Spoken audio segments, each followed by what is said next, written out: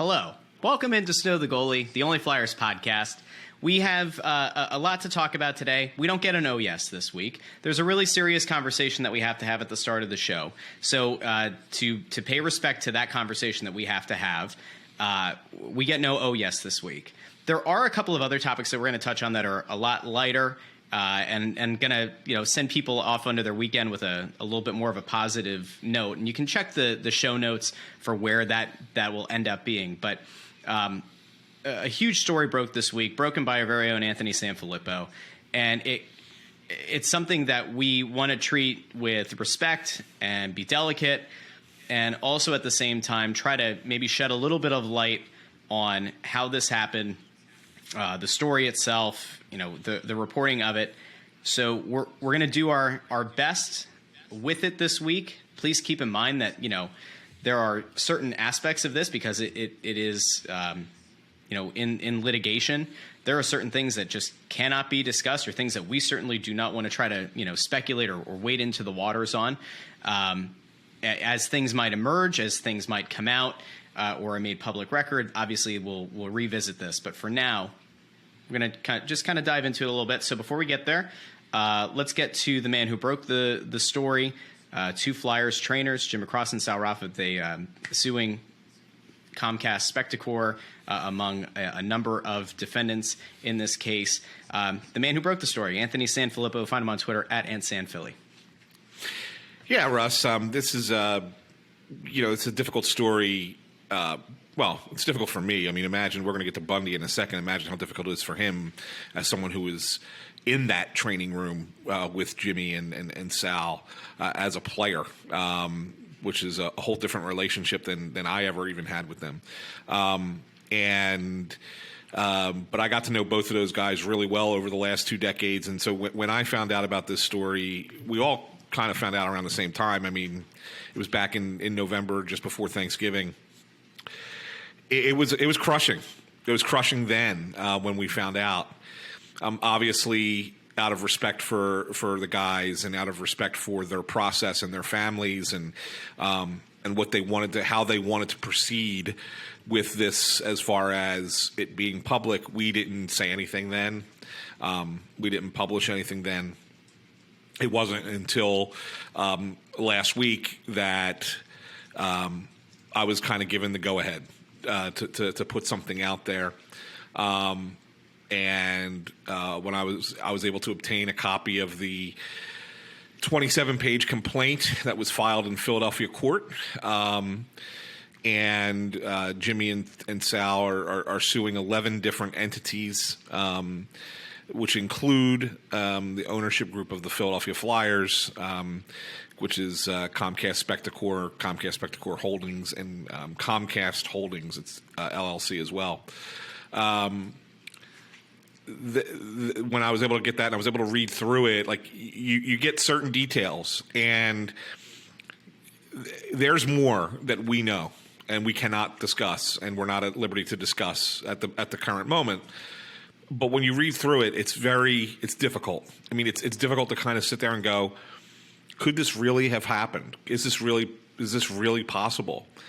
And I didn't want to, when I put the story together, It was intentionally written the way it was because I didn't think that it was important for me to share my perspective, but more so just here's what the complaint says. Here's a comment from the legal team. Here's a comment from the Flyers or Comcast Spectacor. You, dear reader, make your own opinion. Mm-hmm. And I think that was the only way to go about it. Mm-hmm. So, when these things come up, it is delicate. It's delicate because you don't want to believe that it's true. But at the same time, when you read the complaint, you sit there and say, "Well, gee, I see how it can be true." Sure.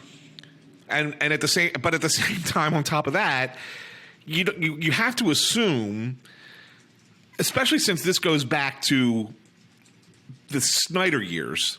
When Voorhees was the skate zone was first constructed, I think Bundy, you were on the team when you guys switched over to skate zone, right? In 1999, I think was when it opened. I think it was 2000, Anthony. Okay, it was 2000. Yeah. Okay. All right. Yeah. So you guys switched over from the old practice facility. So we're going way back. I mean, we're going back. This is, so there, for a fact, knowing how this organization always treated its players and treated its employees like family, there was no malicious intent in this, right? It's just it's a question of negligence. It's a question of not really paying close enough attention, and maybe it's something where you just assume everything's going to be okay, because who the hell thinks about getting cancer from a Zamboni,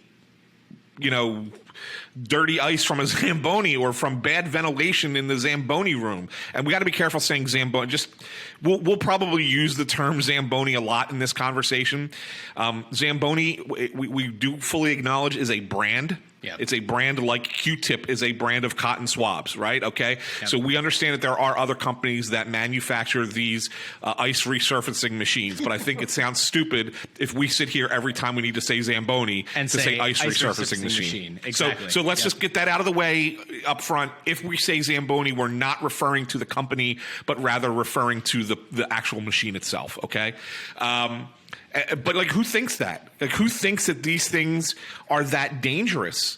I did a little research since writing the story, and there's some stuff out there relating to Zambonis and carbon monoxide, and the effect of carbon monoxide on youth hockey players or hockey players. And that's why that I know that Zams have in over the last 15, 20 years have kind of started to convert to be more clean energy. They've become electronic Zambonis now, as opposed to gas operated or propane operated Zambonis.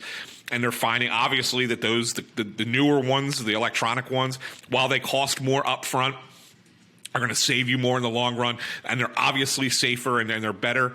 But that there are tiny little rinks all over North America that are not operated by a company, the skate zones are no longer operated by Comcast, but they were for such a long time. But they're not backed by billion-dollar conglomerates that may not be able to afford that electronic Zamboni or electronic machine. And you sit there and say, well, man, this is not just a Flyers-related story. This is not just a Comcast and how they handled it related story.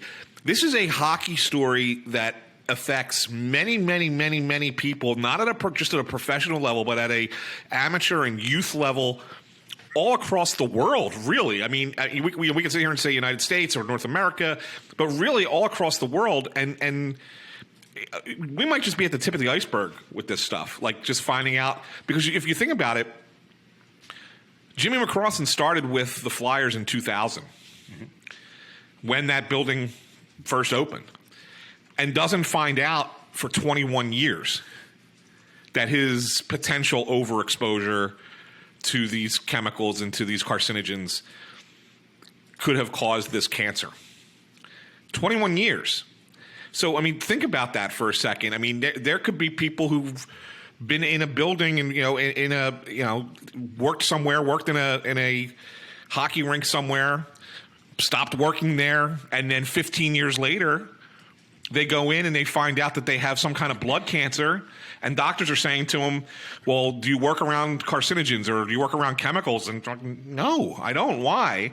And you're not thinking, 15 years ago, I used to work in a hockey rink, and yeah, these carcinogens may have been there because I had no idea. So, I mean, there's just so much awareness that needs to happen in this. And I think I think we're just at the tip of the iceberg of it. And there he goes. He whacked his mic and now he's muted and we still can't hear him. See, he was on it. He was on a roll there, Bundy. And let me throw it to you because I think you obviously have thoughts. So don't forget here, Bundy. Follow him on Twitter at ctarian6. But Bundy, you messed up yourself. You're out. Yeah, there you go. Get him out of here.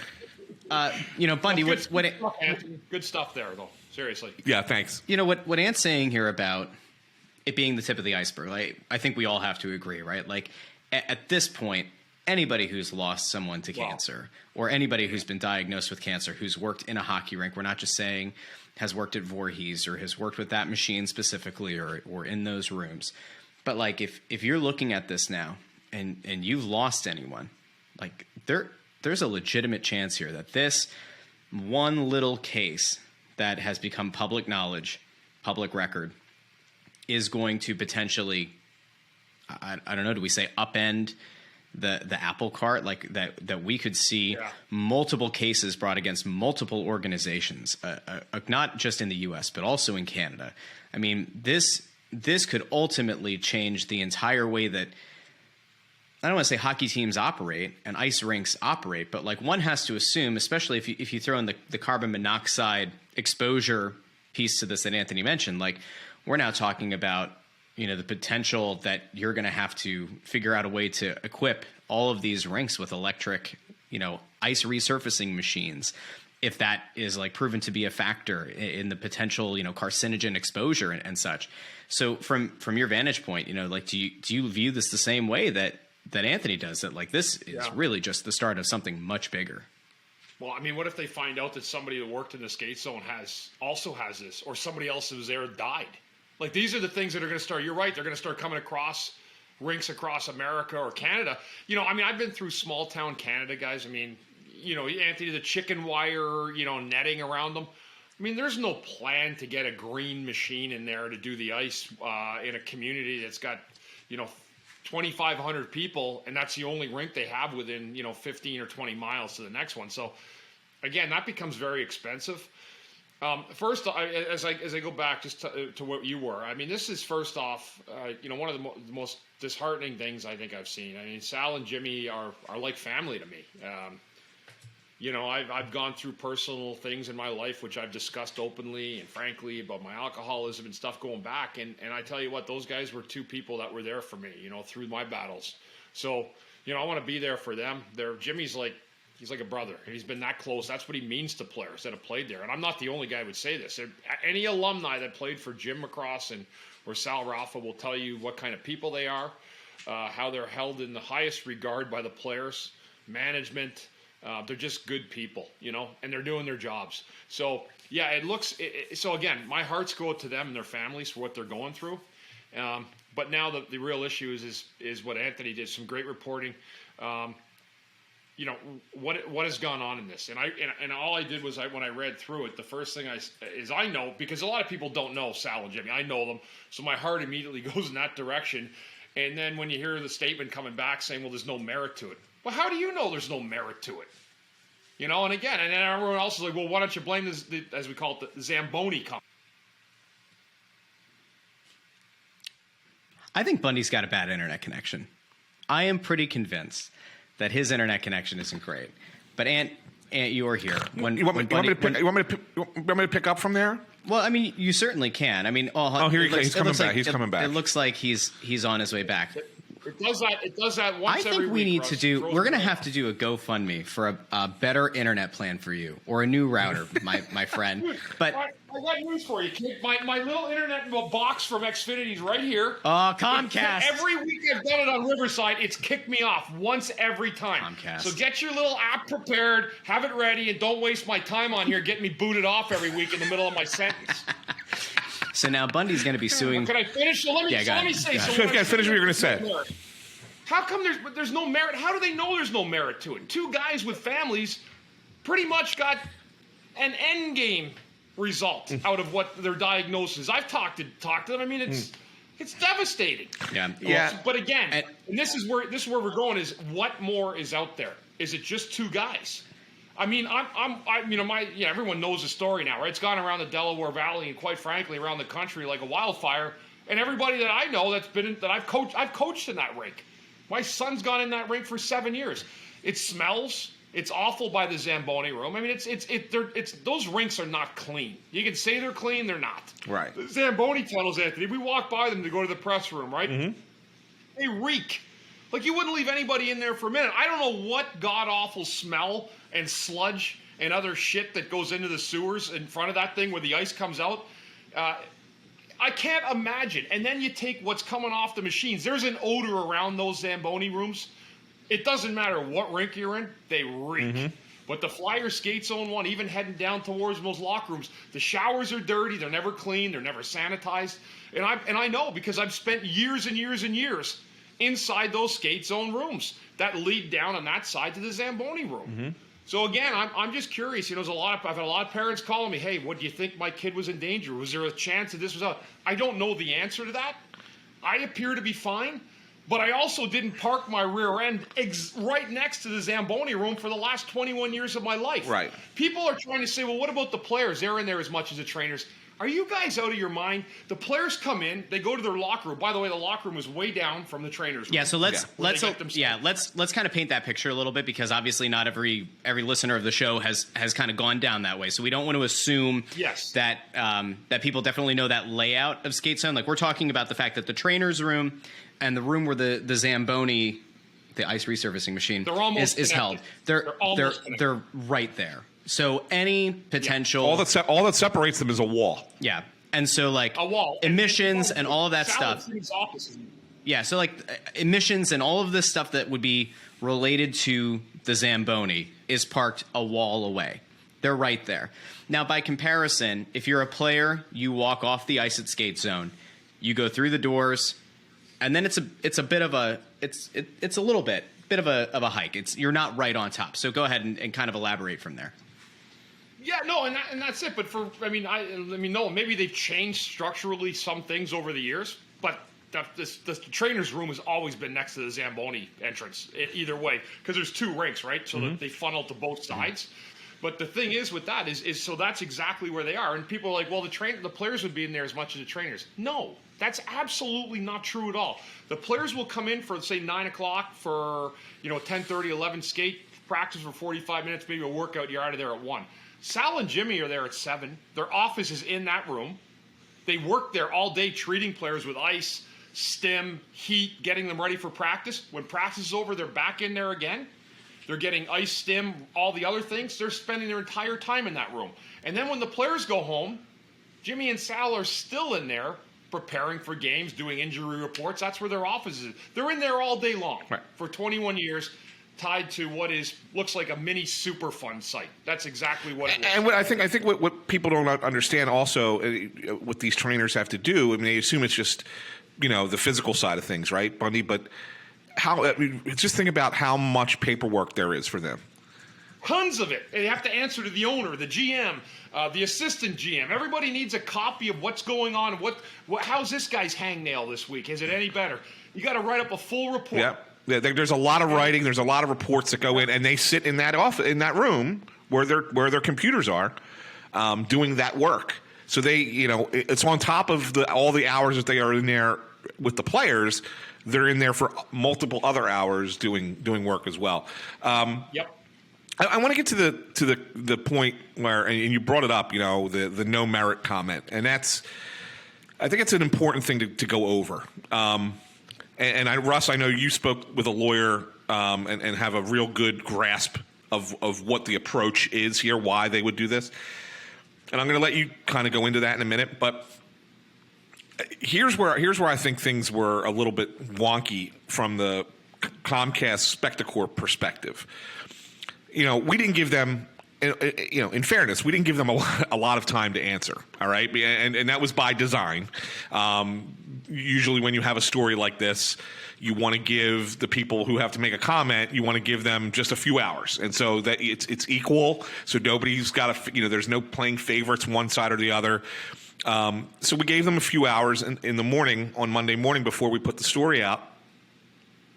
And that was the statement that they came back with. Now, who writes that statement? The public doesn't know this, right? The public just assumes that the PR guy or the communications guy is writing this, and it's getting signed off by, the powers that be, and then they're going to put it out there.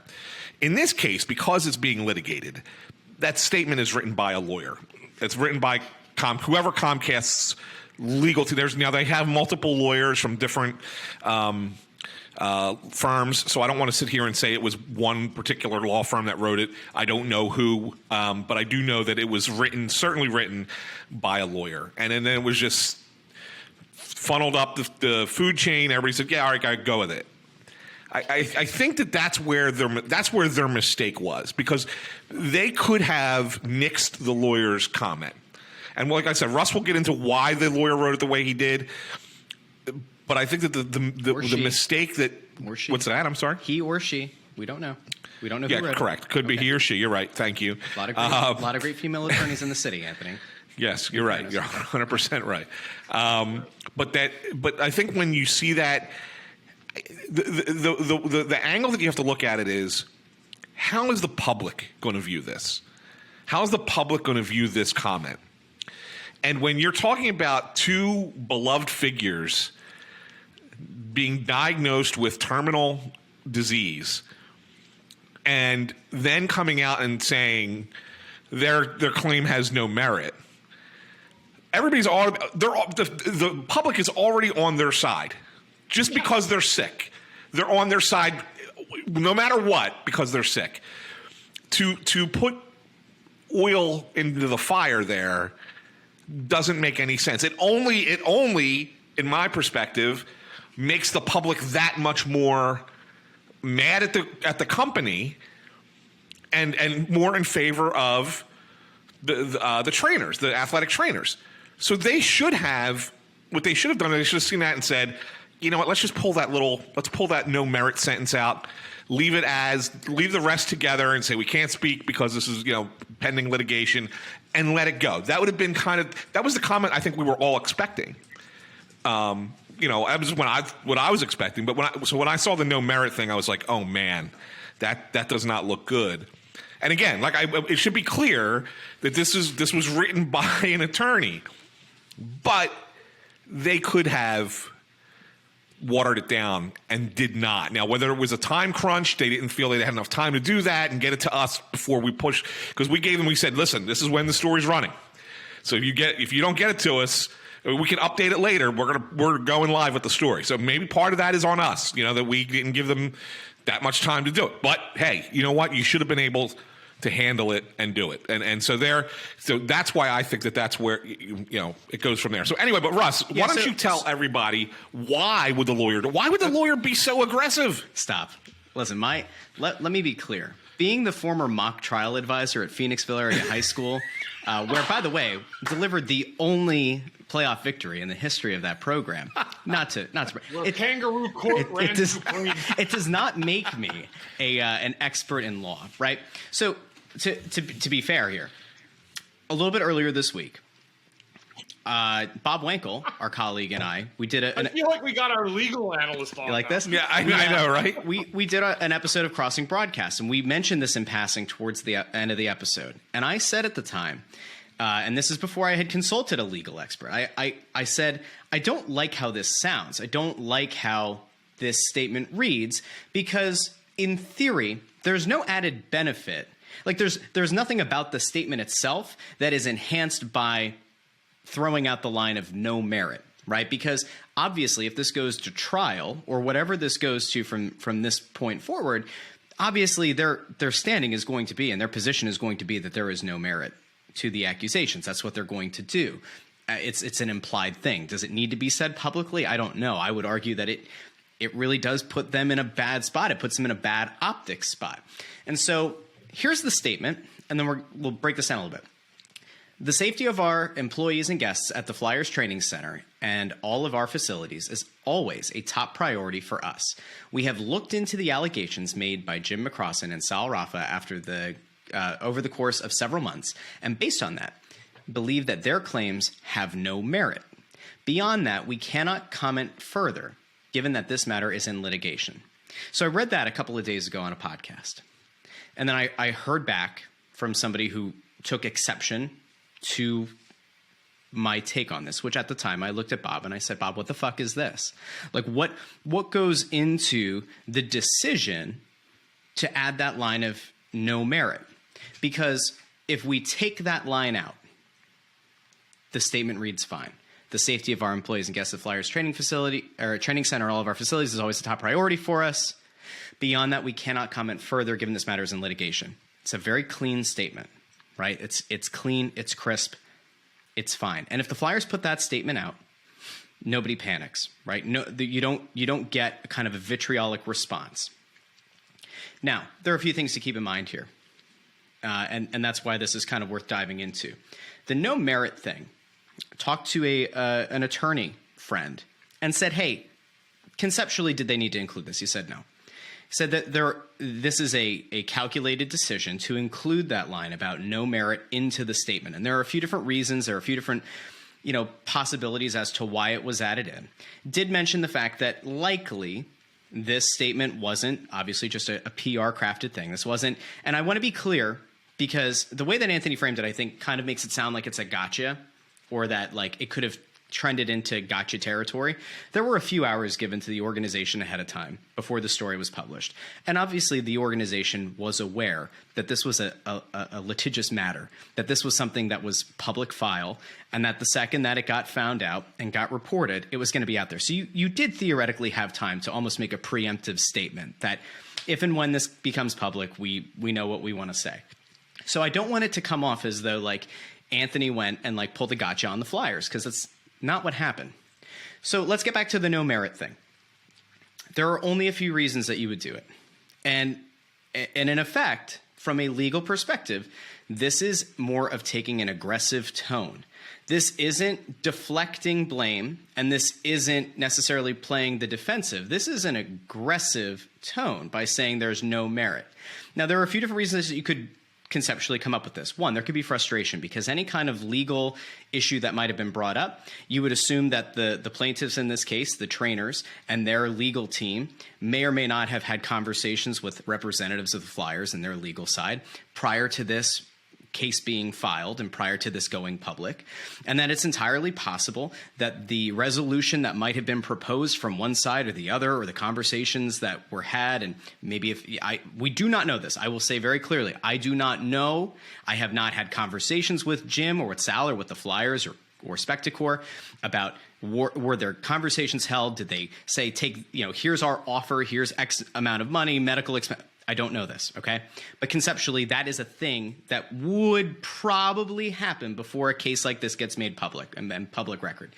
So were the Flyers, was Comcast, were Spectacor, were they upset that whatever might have been the discussion or whatever possible package or whatever could have been discussed wasn't accepted? Maybe. The more likely thing that happened here is exactly what we said at the start of the show about this being the tip of the iceberg. You come out with a declarative statement, there is no merit, because you are trying, likely, possibly, to nip in the bud the concept that this could have been applied to other people who have been in or around skate zone. Because if, let's just say hypothetically, if there is somebody who has worked at the rink before, who also came down with a rare blood disorder or a cancer that cannot easily be explained, as Jim and Sal have, been diagnosed with. Well, then shit, like obviously anybody who's gone through that is probably going to now pursue legal action, right? This getting public now opens the door. Whereas if you're able to settle this before any of this goes public, the trainers and the team, the organization, this all goes without saying, if they come to an agreement, there's a non-disclosure agreement that's arrived before this becomes public, well, then all those people who might have otherwise panicked or might have had somebody who's been affected by a similar disease or any kind of strange diagnosis, it never gets public. But now it is.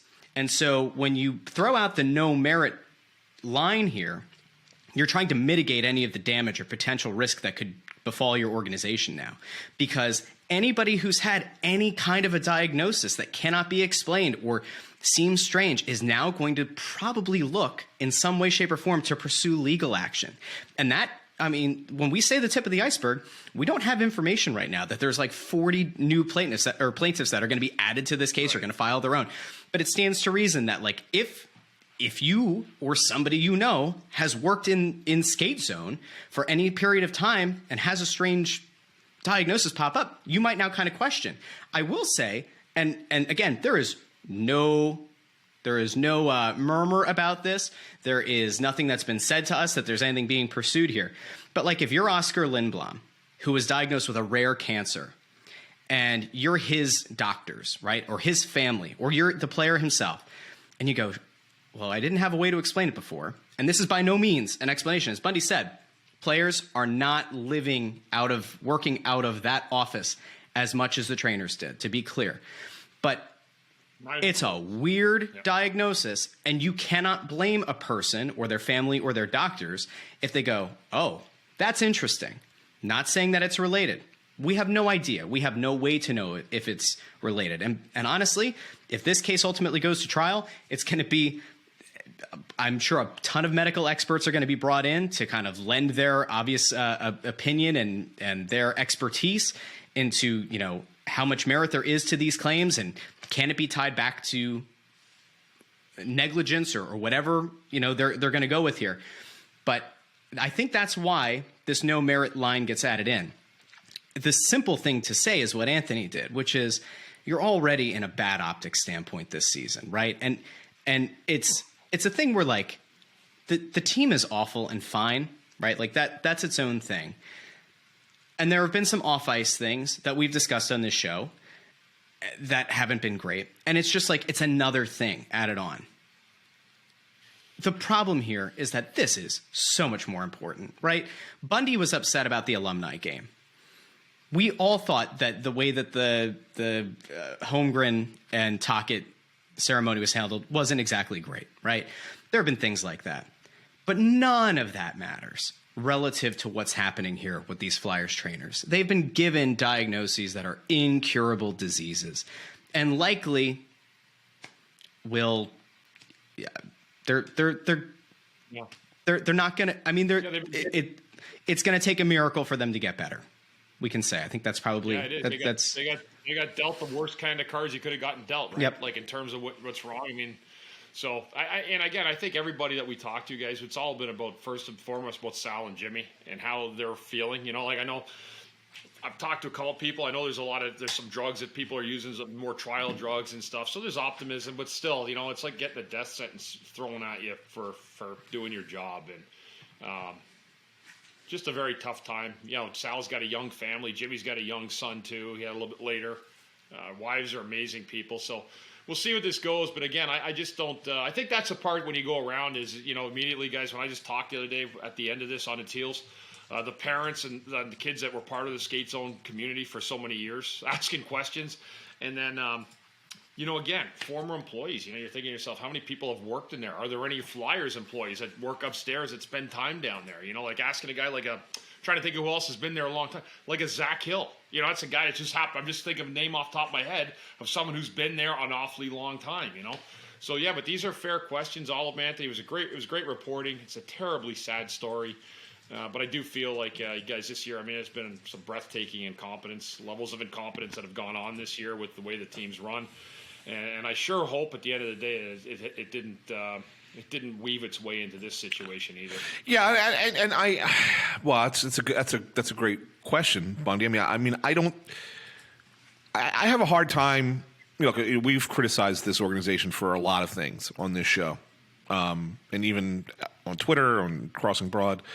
And as much as we've criticized them for certain things,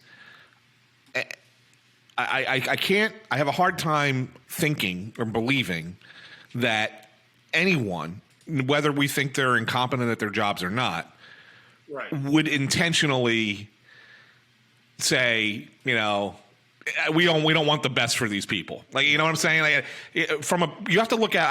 I think it's sometimes we lose track of the fact that they are running a business. And so from a business perspective, handling it the way that they're kind of handling it, which is more hands off, while it seems cold and callous, I think is probably the standard practice for any business, right? That would face the same thing, right? So I don't want that's another thing. I don't want fans to think that just because that the organization's being that way, that's oh my God, they're just being how can they be so insensitive?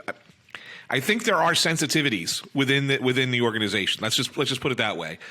But they don't want it. But at the same time, I do think that there are things that can be done that maybe could have been done prior to this. Yeah. Once it gets to this point, I think that this is what it is. right? Yep. But maybe prior to there being a lawsuit filed. I mean, this is not something that just cropped up, right? I mean, Jimmy found out about his initial diagnosis prior to having the cancer in 2020. He finds out about cancer, I guess late spring, early summer of 21. Sal finds out just after that. So we're about a year, or almost a year, since they've alerted the company. Yep. Right. So there had to be some kind of there was certainly conversation going on there beforehand. And I think that that's maybe where things could have been done differently to prevent it from getting to this point. But once it gets here, I think that there's no other, that the company has to respond the way they are responding. The Jimmy and Sal's lawyers are responding the way they have to respond. And we have to just, unfortunately, sit here and watch it play out through a legal system that sucks. And it sucks for everybody, right? Yeah. It sucks for it sucks for all of us. It sucks for them. You know, I mean, I got to point out, I mean, The Athletic actually did a nice story. I don't know if you guys saw it. They did a nice story. I'm going to look up the writer because it wasn't local. It was national. But they did a nice story on Jimmy. And they were doing one on Jimmy versus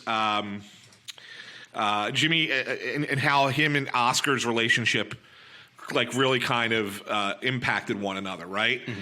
And they, you know, they updated the story. It was slated to come out. I think it was slated to come out on Monday, and they held it a couple days, and then they put it out, you know, after our story broke, to talk about you know, how Jimmy was helping Oscar, and now in return Oscar's helping Jimmy. And he talks about it in there. He talks about just like, you know, how, you know, the treatments that he's going through. He's going to the Cleveland Clinic. I mean, this is good stuff from The Athletic. You know, how he's hoping that, you know, that they can give him a little bit more time. But Jimmy in that story said, I have 1 to 3 years. Yeah. Should he be spending the 1 to 3 years he has remaining dealing with a lawsuit, having to go to court? I mean, it's going to be reminiscent, and I hate to make a comparison to Hollywood, but it's going to be reminiscent to the movie Philadelphia. Like, if you guys have ever seen that movie, I mean, it came out in the 90s. But, you know, in that case, it didn't have to do with cancer, it had to do with AIDS, but you know, he's dying in the movie, and yet he's got to constantly go to court and fight and go to court and fight. Like, we shouldn't be putting this gentleman through that, and his family through that. You should find as quickly as possible a resolution. Yep. And that's why what upsets me is that it got to this point. Not that now that we're here, there's nothing you can do about it. But it shouldn't have gotten to this point, and I wonder why it did. And that's what bothers me more than anything else. Yeah, and I'm with you there, Anthony, too, right? You wonder, like, this is not like, it's not like a major NHL team that's owned by, you know, Bundy, Anthony, and Russ, and we got a few $100 together. I mean, this is a major company when the thing went to it, and they clearly decided that they were going to fight it rather than try to deal with it. I guess the other part, too, is, you know, with five games left, guys? That's correct. 5 games. You know, Jimmy and Sal still doing their jobs, right, for the team. You know, they usually with something like this would happen, those people would be replaced immediately. So I think it speaks volumes in a lot of ways, guys, about the importance of what these people mean to the team and how important their jobs are to them. So, again, I know Jimmy and Sal. I know the passion they have about the sport of hockey. I know the passion they have for people that they deal with. I wish them nothing but the best with all the love everybody has. You have the entire Delaware Valley is behind them in every sense. They have been legendary people because they've been good to people over the years. They've always given their time, their care. I think of my kids over the years with their athletics. You know, if Isabella was 9 years old and something happened, twisted her ankle, I would call Jimmy. He'd say, hey, practice is over tomorrow. Bring her right in. I'll have a look at her. Waited for the players to leave, come in the back door. Just things like that make you say, man, that's a guy that just went the extra mile. You know, he didn't have to do that. But that's the way that we learned. That's Flyers hockey right there. Flyers family, you know. It was started like that. And that's what Jimmy and Sal have been really the ones to carry that. And I'll give another example too, Bundy, because again, I'm not necessarily part of the family. Okay, I worked for the team for 2 years, so maybe for 2 years I was part of the family. But prior to that, prior to that, I had a situation where I needed to have ultimately needed to have surgery on my wrist and elbow for a nerve impingement. And it was really, really bothering me bad. And I had been talking to Jimmy about it over at Skates. And this is when I was with the Daily Times. And he said, I want you to see our team wrist specialist and hand specialist. I said, okay, well, when am I going to see him? He's like, well, at our next home game, come down to the locker room first period while the game's going on. I'm like, well, you sure about that? He's like, yeah. He's like, the players are out on the bench. He said, just come in. So I literally went downstairs. This is God's honest truth. First period of the game's going on. I go downstairs. I go see the hand specialist. He takes a look at it. He knew pretty much right away what it was. Gave me a shot right there. Gave me a shot of cortisone. And he said, "You're going to come see me in my office." And then we went ahead and we got it repaired. That was in 2009. But like in the middle of the game, I mean, and that's how Jimmy cared enough. And I was just a reporter. I wasn't working for the team then. I was just a reporter, but he cared enough about just the people around him on a regular basis to say, you should not be suffering any more than you already are. Let's take care of you and get it fixed. And I mean, it's like that crazy, and that's just the kind of guy that he is. And that's part of. And I hope that same karma comes back to him. Yeah. I think that's ultimately why this is so upsetting on so many levels. I mean, you guys obviously have a very different relationship. I do not have a relationship with Jimmy and Sal that you guys do. But from an outside perspective, as somebody who has a young family, the idea of being given this kind of diagnosis at a point where neither of these guys should be facing something like this, it is absolutely gutting in every way. And it's something that obviously is just going to be something that we're going to continue to update people on. And we hope that people are going to go out of their way to send, the very best they can their way, because they're going to need all the prayers they can, all of the good juju, like whatever it is you believe in that you want to put out there into the universe for them. And if ultimately there's like some kind of a crowdfunding thing that's set up for them, like we'll obviously spread the news about that as well. It is just a terrible situation, and we hope for nothing but the best for these guys. It is a terrible situation. We will sit back and we will hope that a good resolution comes out of this, and for not just for them but also for their families. It is truly awful, but we'll keep all of you who listen, who read the site, we'll keep you updated as best we can going forward here, because this obviously is very far from being over. Things that are over. The Flyers season. We're 5 games away from the end. And if you go to my favorite website, one that I used to frequent a lot as a Sixers fan, you go to Tankathon, you take a look, the Philadelphia Flyers, 3rd best odds right now. 3rd worst record. 3rd worst points percentage. Well, I think by winning last night they jumped back to 4. I don't know. Tankathon still has them 3rd. So I'm going to go with the mighty Tankathon. Don't upset me, Ant. I don't have time for it. I don't. I do not. I don't have time. Don't you dare. I'm just looking at the standings, Russell. Relax. How many points are in the standings that you see, Ant Sanfilippo? They have 59. Yeah. Seattle has 58. Well, That was a horrible win last night, Anthony. It was a horrible win last night. They're 4th. Arizona, Montreal. You know what it is? It's points per game. It's their points percentage. They have but Seattle has 2 games in hand. Exactly. So, the Flyers are at, 0.756, and Seattle's at 0.763. The one thing that we needed the Flyers to do is lose. The one thing that they somehow figured out how to do was deposit the puck in the back of the net. But, guys, I have positivity on this show. I promise I have positivity, just a little bit. James Van Riemsdyk has obviously increased his trade value. We might not have to attach a 2nd-round pick with him when he gets sent to the desert to go play in front of 3,000 fans next year. Can we have a moment here to rejoice that James Van Riemsdyk, the streaky goal scorer, has finally put the puck in the back of the net? He's put the biscuit in the basket. Praise be to the hockey gods. I don't know what you guys think, but if he can score 2 more goals in the last 4 games and finish this season with 25 goals, you maybe can move that contract in the offseason. It's only 1 year left. Yep. And maybe somebody's willing, maybe not to say that you wouldn't have to, the Flyers might have to eat a part of it, maybe a couple million on it. But like if you might get a team saying, we'll pay 5, you pay 2, and we'll take a 25 goal scorer for a year. Maybe. That's the best I can get you, is a maybe. Bundy, what do you think? Yeah, I mean, if his salary were a little less, I think he'd get picked. I don't know. Yeah, and you know what? But you just said something that's just so odd. It's a 25 goal scorer, right? Like, he got 25 goals. I don't know how, but he got 25 goals. Like, seriously, That's what I'm saying. He's not a JV. He's played a long time in the league now. I mean, he doesn't really like corners. He doesn't really like the front of the net, like in terms of. I mean, you can play in front of the net now in this league and not get tomahawked like Johnny Leclerc did for 10 years here in Philly. But he's got 25 goals, so it's hard for me to say anything about that. I mean, he pretty much stays healthy, and he can get you 25 goals. He's got a ton of weaknesses to his game. There's no doubt about it. All kinds of flaws in his game. Yeah. He's got 25 goals. Somebody's going to be like, wow, we got a guy who's got 25 goals. Yeah. It's possible. Yeah, I'm pretty sure that I've been saying most of the season, all we need is one good JVR stretch, either before the trade deadline or at the end of the season. I'm glad he was listening. I'm glad he's gone along with it. He was tuned in. And look, rehab that value, man. Just 2 more. Get to 25. We'll send you on your way.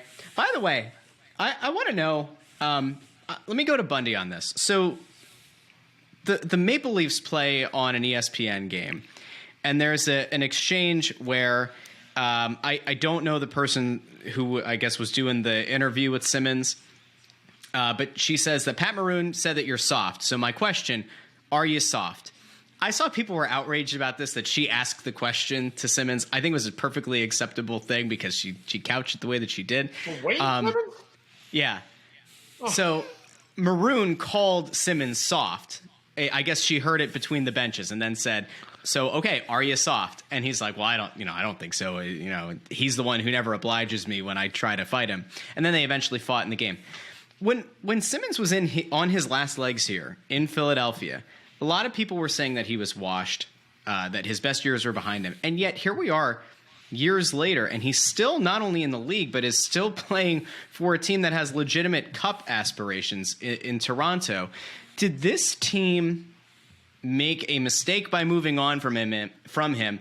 And at the same time, are you surprised that he's been able to remain in the game and playing for an actual legitimate, meaningful team? That's like a 2-part question that's delved into like 40 different subtext in it. So here's the issue. It is, right? Like here's the issue. No, it's a good, fair question, Russ. But here's the issue with Simmer. So when he signed his contract, right? His agent actually signed him too long for his age at the time. I think he signed a 6-year deal. If he would have signed a 5-year deal, he would have been in another situation to get a long-term contract. One of the issues with Simmer did have here, and I was still broadcasting at the time, he had some injuries that were starting to come about. Foot, legs, a little bit. And his numbers did go down significantly, right, Anthony? So one of the things, so what has to happen when a guy like that when you have a guy like that is if he's not playing top 6 minutes with players that are going to be able to get you those points, and then he's not producing, that would be a time where you probably move a guy and get assets back for him. So they did move him at the deadline there. He went to Nashville, correct? If I'm going just at the top of my head right now. Right. And again, and even in Nashville, he had a terrible playoff that year. He ended up signing after that, but he could only get those shorter-term deals. He couldn't get that long-term stretch deal anymore. And what's happened also, Russ, they've added another team in Seattle. There's another team came in with Vegas. That's 64 more jobs available. And when you look at the grand scheme of things, if Simmer is not at a point anymore where he is a impactful top 6 guy that's going to drive your team. If he's playing in a bottom 6 now, he's not as noticeable.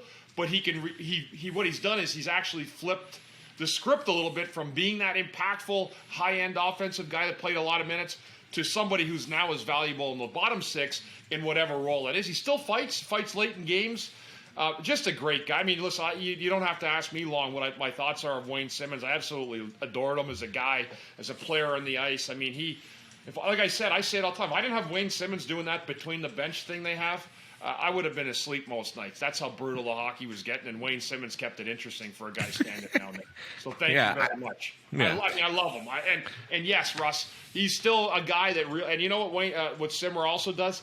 He'll never cheat you of an effort, man. He's on that team, and whether you're the shitty Philadelphia Flyers this year or a surging Toronto Maple Leafs team that albeit lost last night to Tampa, he's going to give you 110% effort because he wants to try to win a Stanley Cup, and that's what he's all about. He's a throwback.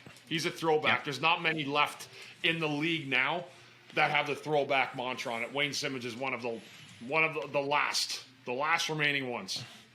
Yeah, I mean, and just to add on real quick, Russ, on that, I mean, it's not like he's having a monster year. I mean, he's only got 17 points, right? Yeah, right. 6 goals, 11 assists, playing fourth line. But you know what? When you think about what the Flyers have rolled out on their fourth line this year, and you look at a Wayne Simmonds on the fourth line, what would you rather have? 100% Wayne Simmonds. Yeah, sure. 100%. Yeah. 100%. I just think that the Flyers probably waited a season too long to trade Wayne Simmonds, or extend. If they would.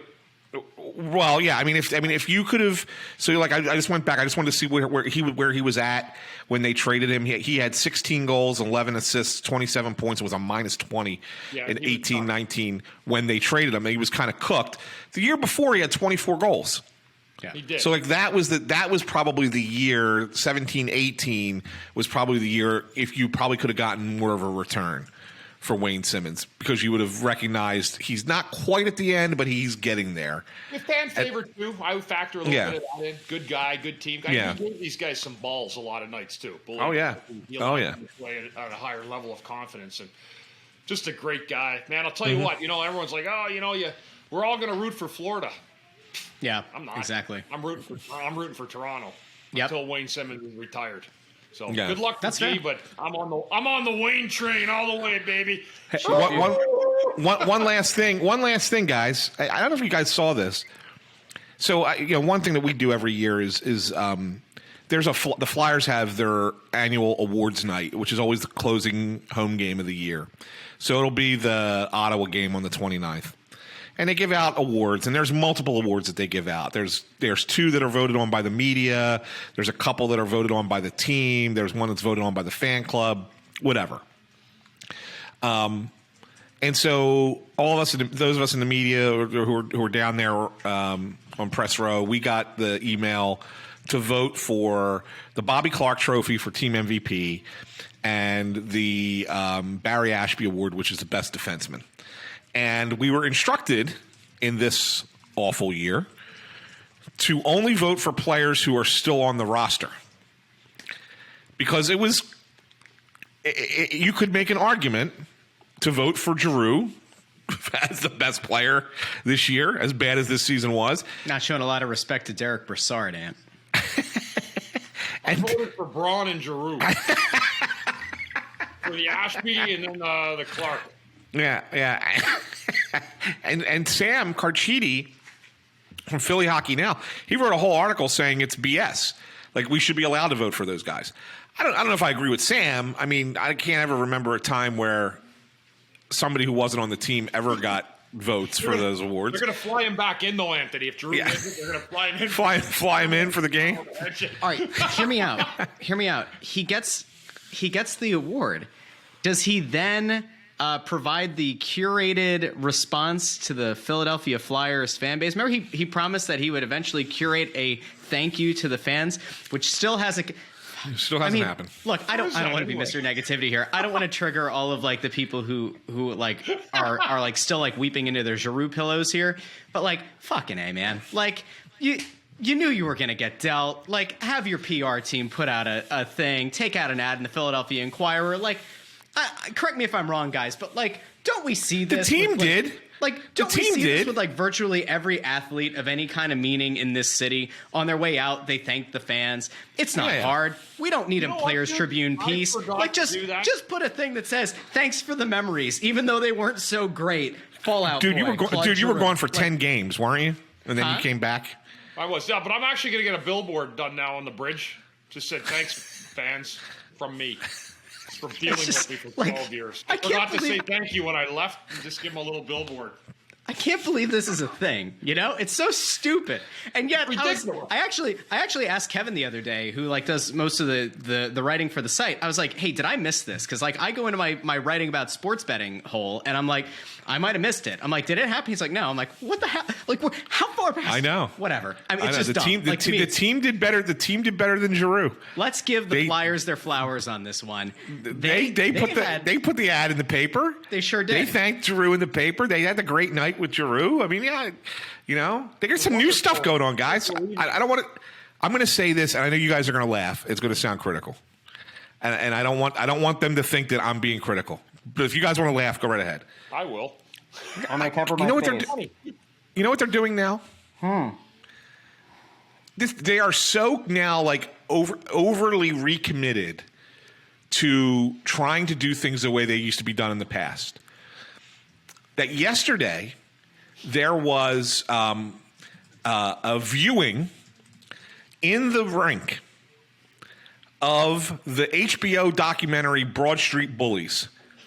They played it on the big board for employees who maybe are too young to know anything about that era, or maybe employees who are not originally from Philadelphia to kind of understand.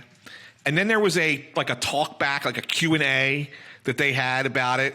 And apparently, like, there's more of these planned for the summer to like do like, you know, look at some season videos, maybe from like when the 80s, kind of like recapping like the, you know, Bundy's teams in the 90s and then early 2000s, and really kind of do like a history lesson for employees.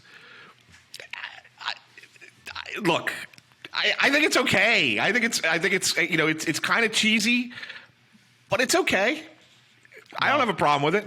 Listen, Ant. It's about damn time. It's the way I look at it. It's about damn time, right? Why are you hiring people that don't know shit about the organization anyway? Well, that's seriously, like, why are you hiring? You have people that already know about tradition. Why are you hiring people that are incompetent that don't know anything about the team anyway? And so now you're going to train them on the side. Is it on-job training? Like, what is this? I don't think that one's fair. What kind of world are we living in, Russ? If you're working in professional sports, right, like if you're going to go from one team to another, I don't expect that everybody who gets hired by a team knows every intricacy of a team's history, right? Like if I work for the Philadelphia Flyers and then I go get hired by the Colorado Rockies, right? Like I don't think it would be fair to expect me to know every nuance and everything that's ever happened with the Rockies. I would hope that over time I would learn about like many of the important things, but like to make the argument that like they should have hired a Rockies person over me because like, I don't think that's necessarily but let me ask you this, though, Russ. What? I'll say this, though, and this is where I'll come in between the two of you guys. You know, you're on one extreme and Bundy's on the other. I'll play the hedge. I'll be right in the middle. Okay. If you get that job with the Colorado Rockies, before you go work there, how much work are you doing into the research and the history of the Colorado Rockies? I am all over it. That's the difference. Because it's what you're doing with any job, right? Like this is like you go in for an interview, right? And you look for the company's mission statement and you figure out a way to weave that in 3 or 4 times because you think that those are, and like you work in your corporate buzzwords, but like, okay. I think it's great. And I don't know which employees were part of this. I am very excited to know that the next time I'm going to sound like an asshole for saying whatever. But like, I am glad to know that when I get there and Tim takes my ticket, he's going to know about the Broad Street Bullies. And when I go get a beer from Allie behind the counter, she'll know who the Broad Street Bullies are. And Jerome takes me to my seat and he reads the ticket and shows me where to sit. And then at some point I'm in the bathroom and John, you know, replenishes the paper towels while, you know, waxing poetic about Bob Kelly. And then and then I get to the demolition room and I've got Jose there ready to hand me the hammer or whatever to go smash a plate. I am glad that everybody knows. And Jose's going to tell you Hammer was the nickname for Dave Schultz. That's what Jose's going to tell you, right? That's a good point. That's a really good point. Yep. It's more for me, guys, that it's Philadelphia. It's a different market. Yeah. You can do so. It'd be like if the Orlando Magic called me like, hey, we'd like you to be a color analyst for us on our play-by-play. I'd be like, or on our games. I'd be like, what are you guys, idiots? Yeah. Like, why would you hire me? I have no tie to that area. I don't know anything about the history of your team. I know Shaq played for you 30 years ago. Yeah. That's it. And Penny Hardaway. But I'm just saying this is a different type of town where I'm at a supermarket the other day. An old friend of mine who used to coach my daughters in soccer said, yeah. I said, what are you doing with your time now? He's a little older than I am. He says, I do 81 Phillies games. I'm an usher over there, get people their seats and stuff. That's That's what Philly is. That's what I see in this town. That's people go to that. They want to be part of it. They want to be part of their sports teams. And if you're hiring outside sources, which is fine, then you better adopt the history of the team and what the team stands for right away, rather than kind of like working into it. I hate hearing stories like that they have videos for that, because I think you have people in this town that know more about hockey than they think they know. Yeah. And I'm obviously making light of this. They didn't have the concessions workers and the parking employees and everybody in this thing, right? It was like the people, I assume, who like work in like the business side of like. And it wasn't like mandatory. From what I understand, also it wasn't it was like a volunteer if you want to do it kind of thing. If you're listening out there and now you're upset and offended, I'm just kidding. We're playing around here. Everybody just take a deep breath. Right. Okay. Yeah. So who are you voting for MVP and then best defenseman there, Russell? Before I give you my votes. Or do you want me to give you mine first? You said MVP and best defenseman. Well, Bobby Clark is team MVP and Barry Ashby is best defenseman. So I think the Ashby, we could go the way that you and I went the first year that I was down doing games with you. I would probably say Travis Sanheim was the best defenseman on this team. Did he have bad certainly stretches? Certainly the most consistent. Exactly. Did he have bad moments? He did. Did he rebound at times? He did. Do I think that this team is going to make it a really important point of emphasis going into next year to work on him and Rasmus Ristolainen together? I do. I would say Sanheim. So Bundy, who would, as the former NHL defenseman here on the show, who would you give the award to? It's like you can't say nobody. Yeah, I mean, just to kind of like self-define nobody to me stood out and absolutely dominated the position like we'd seen like a Desjardins or Mark Howdu or Kimmo Timonen. It's not Yandel. You could give it to Yandel. He got you closest. Got a lot of people excited this year. Yandel got you closest to the lottery, right? He did. He actually, in terms of service to the organization, he did a lot. All right, so Keith Yandel is Bundy's pick. I don't want to yet rag guys because I've been a shit player at a time too in my life. Yeah. So you know what, you guys, I haven't forgot that. But you know what, I'm not saying a shit player. I'm just saying like his numbers are so bad, the plus minus. Like, so we say that because that's he's got the Flyers down by the bottom. Honest to God, guys, like, I guess Sanheim. I mean, it's not like I would have said but if you guys didn't say it, I don't know if I would have said his name. Like I don't know. It's almost like you're at a point now where because Braun is gone and because Yandel's plus minus is so bad, you're now at a process of elimination. It's one of three guys, really. It can only be. It can't be Ristolainen. I mean, it's not Provorov. So it's absolutely not Provorov. So it's Sanheim. It has to be Sanheim. The best of if Braun were still here, would he get consideration?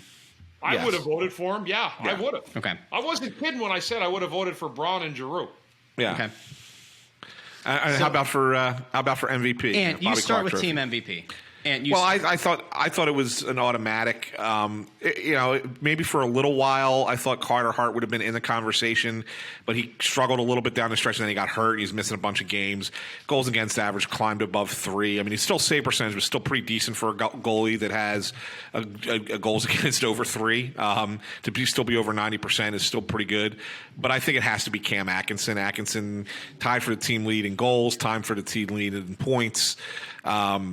Came in, has been a pretty solid player for them, consistent most of the season. He did have that one down stretch around December where he was kind of missing in action. But other than that, I think that he was probably their most consistent and reliable player for the whole season. I mean, Konechny's got 50 points, has been really good since February. Yep. But you can't give the guy the MVP award for only playing for 2 months. And I didn't think he played great prior to that. He doesn't even have 20 goals. What's that? Konechny doesn't even have near 20 goals yet. Right? No, he doesn't. I mean, and the only other guy that you could, I guess, maybe even consider is Farabee, but he missed so much time. Yeah, he's only played 59 games. So I went with Atkinson was my vote. Yeah, it's hard because you can't even look at a guy with like leadership traits that we think might be in consideration for the captaincy next year. Like I don't think you can make the case for Scott Lawton. If you're going by like constant and consistent work rate, maybe it's Lawton. I mean, maybe that's why Sam wrote the piece that he did. If we're being fair, like it really is a crapshoot. I think Bundy, where are you going? What do you think? Hopefully to lunch in about 5 minutes. But I'm going to finish the show right now. You know what? I'm just going to ride Anthony's coattails. I'm going to go with Atkinson. He had a very nice year. He's a nice guy, it seemed like. And in a year as bad as this, I'm looking to find any kind of fluff I can put on my peanut butter and jelly sandwich. So, I mean, that's guys. It's been a horrible year. Like it's been god awful. Yeah. It's been pathetic. You know, and again, we're at a point where we can't. We're digging up for names now. Like we're actually deducting names to the winner of these awards. Yeah. It's just incredible. I hope. And it's bad. It's funny in a sense because you think about it and you go, all right, well, part of the reason that we're struggling so much to come up with names is because, and this is where injuries come into play, right? Like you didn't have Kevin Hayes, you didn't have Sean Couturier for large stretches of the season. So, you know, Couturier would obviously be your team MVP in a healthy season. You would think that if Hayes had to step in as like the 1C at times here, that he probably would have been your team MVP. But by virtue of injuries and everything else, no, Guys, I have one more thing to ask you, and I don't know, is it becoming like almost like a little bit of a unsolved mysteries? But is there a missing Ryan Ellis right now? Well, I was going to save this for next week. Yeah, let's just tease it then because the team. There was a great article. There was a great article written by Anthony DeMarco in the fourth period. Yeah. He filled in for you guys that 1 week that that neither of you were available. He did the show with me. He wrote a really, really good article, and you know he's got some sources in there, and I know that he does talk to people down with the Flyers. So it's not like just because he's based in Canada and whatever. He's got some sources down here that are suggesting that things are not as rosy as between Ellis and the organization as you might think. Yeah. And that there's some concern there. I think that's a great question, Bundy. And you know, I wonder what's going to happen there. I kind of get the sense that there's a difference in belief in how he should handle the injury, and that with each day that goes by, it gets more and more precarious as to whether he'll be able to play at the start of next season or be ready for training camp at the very least. So yeah, I mean it's I think the team wants him to get surgery on whatever his issue is, and he doesn't want to get the surgery and doesn't trust the doctors, and who knows? It's wild, but yeah, he's been kind of on his own away from the team for a couple weeks now, and I think it's definitely something worth talking about. Isn't it interesting? Isn't it interesting? It feels like every year we have one player at least that doesn't agree with the team officials or the team doctors on what the course of action is, right? When Nolan Patrick was here, like this was not. I don't want to go down the Nolan Patrick road again, but there were definitely differences of opinion in how things were handled with his situation and all that. And now you've got Ellis, and Ellis in theory is supposed to be this really important player for you next year.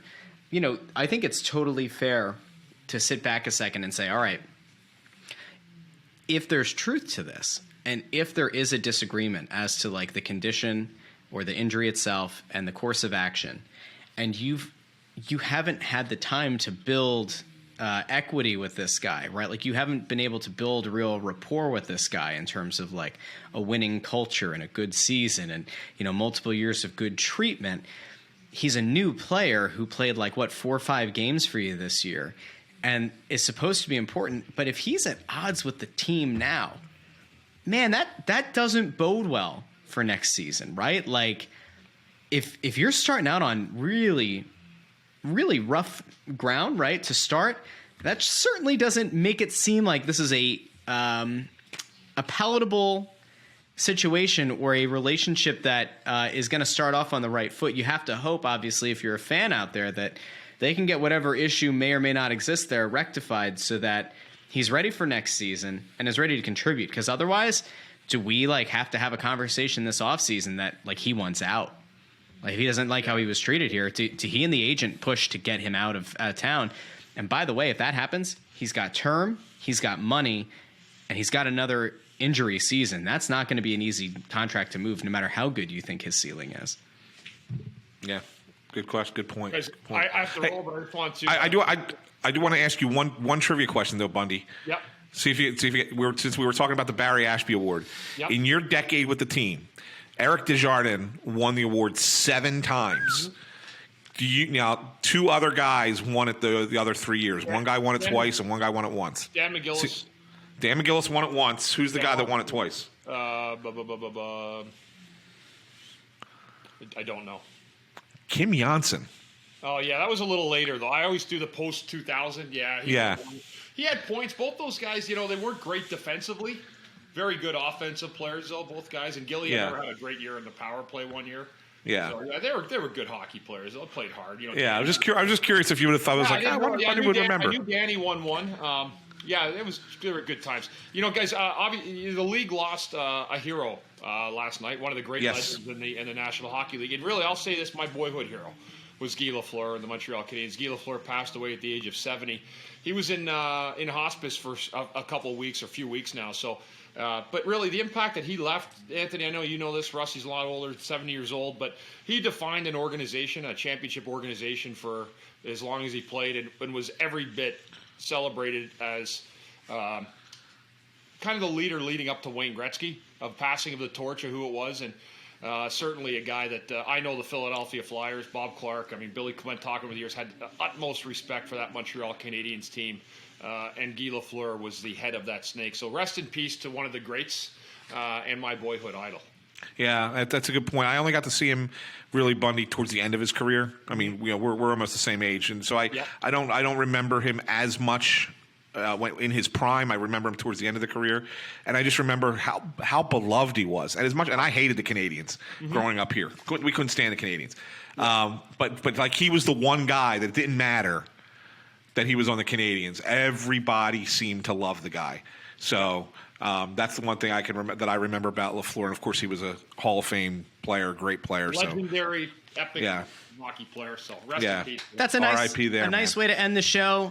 Make sure you go follow the show. Obviously, subscribe wherever you get your podcast. You can check out the video over on the Crossing Broad YouTube channel.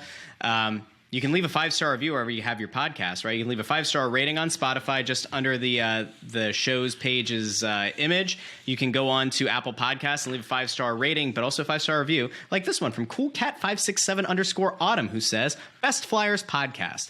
Best Flyers podcast out there by far." Multiple exclamation points. That's what we're here for. Go follow Ant on Twitter at AntSanPhilly, Bundy at CTarian6, me on Twitter at JoyOnBroad. You can find all of the links in the description of this episode. Make sure you come back again for next week's episode. It's going to be a doozy. But for now, for Bundy, for Ant, I'm Russ. Thanks for listening to Snow the Goalie. We'll talk to you next week.